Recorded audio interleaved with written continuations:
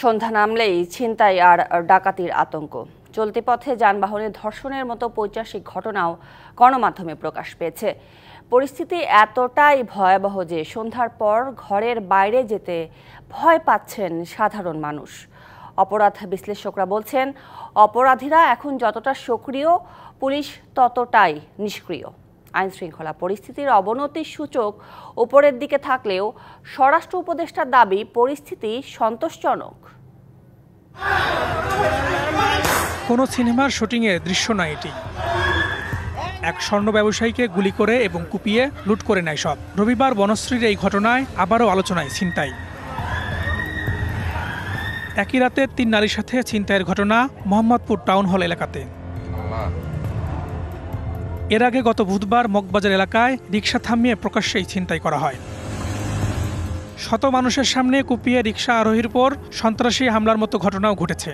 শুধু রাজধানীতেই নয়, সারা দেশের অপরাধের চিত্র প্রায় একই। গত 17 ফেব্রুয়ারি রাজশাহীর উদ্দেশ্যে ঢাকা থেকে ছেড়ে যাওয়া একটি বাসে ডাকাতি হয়। 2 নারী যাত্রীকে শ্লীলতাহানিও করে ডাকাতরা। গত শুক্রবার রাতে ঝিনাইদহের শৈলকুপায় 3 জনকে গুলি করে হত্যা করেছে দুর্বৃত্তরা। নিরাপত্তার এত আয়োজন থাকার পরেও কেন অনিরাপদ সাধারণ মানুষ? 3 জন লোক ছিল, আমার পকেটে হাত দিয়েছে, আমার টাকা নিয়ে গেছে আর সাবাটে দিয়ে আমার বাড়ি মারছে। এই গাড়ি থেকে প্যাসেঞ্জারের কাছ দিয়ে মোবাইল টোবাইল টান দিয়ে নিয়ে চলে যায়। পুলিশ সদর দপ্তরের এক তথ্য বলছে, শুধু রাজধানীতে গেল 6 মাসে খুন করা হয়েছে 240টির বেশি। চুরি, ছিনতাই ও ডাকাতির ঘটনাও ঘটেছে 750টির বেশি। আর চলতি মাসে রাজধানীতে 8টি ডাকাতি, 54টি ছিনতাই, 36টি খুনের ঘটনা ঘটেছে। আর সারা দেশে গত 6 মাসে 1859টি খুন হয়েছে। চুরি, ডাকাতি ও ছিনতাই হয়েছে 5097টি।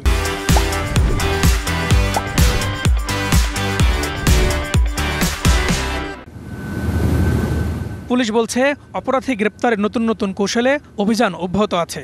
প্রতিনিয়তই আমরা অভিযান পরিচালনা করছি। বিভিন্ন অপরাধ প্রবণ এলাকাগুলোতে তল্লাশি চালানো হচ্ছে এবং ব্লক রেড পরিচালনা করা হচ্ছে।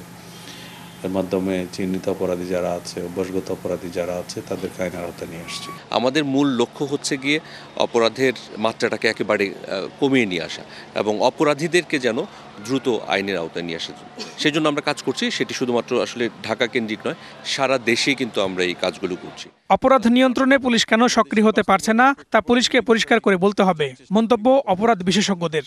আইন শৃঙ্খলা বাহিনী যতক্ষণ পর্যন্ত অপরাধীদের থেকে ন্যূনতম এক ধাপ এগিয়ে থাকতে না পারবে আইন শৃঙ্খলা পরিস্থিতি স্বাভাবিক করার প্রশ্নে, অপরাধীদের নিয়ন্ত্রণ করার প্রশ্নে, ততক্ষণ পর্যন্ত অপরাধীদেরই জয় জয়কার হবে, অপরাধীদেরই দৌরত্ব থাকবে।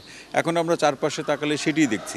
অব্যাহতভাবে ছিনতাই, ডাকাতি, ধর্ষণের ঘটনার প্রতিবাদে রাস্তায় নামে ঢাকা বিশ্ববিদ্যালয় সহ বিভিন্ন কলেজ ও বিশ্ববিদ্যালয় শিক্ষার্থীরা। তারা আইন শৃঙ্খলার অবনতির জন্য দায়ী করেন খোদ স্বরাষ্ট্র উপদেষ্টাকে। ড্রাইভার উপদেষ্টা যিনি তার কাজ করতে সম্পূর্ণরূপে ব্যর্থ হয়েছেন, এই আইন শৃঙ্খলা ব্যবস্থার অবনতির সম্পূর্ণ দায় গ্রহণ করতে হবে। তবে স্বরাষ্ট্র উপদেষ্টা দাবি করেন, দেশের বর্তমান আইন শৃঙ্খলা পরিস্থিতি সন্তোষজনক। আমি যে অবস্থা পেয়েছিলাম ওই অবস্থা থেকে কি আরো ভালো হয়েছে না?